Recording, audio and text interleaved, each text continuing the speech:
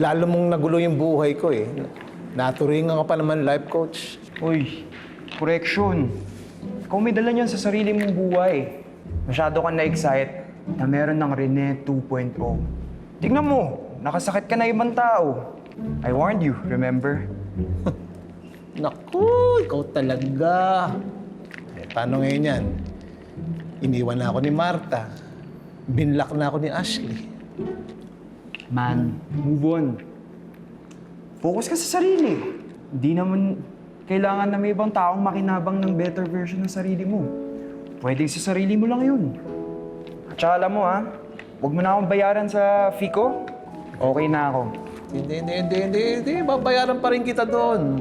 Marami na ako natutunan sa'yo eh. Yung mga importanteng bagay. Salamat pa din. Ganun talaga ang buhay. Some things don't work out. That's life eh. No? May Rene 2.0 naman, di ba? Mas gwapo pa. Nox! Lakas ah! Mas malakas yung siko mo.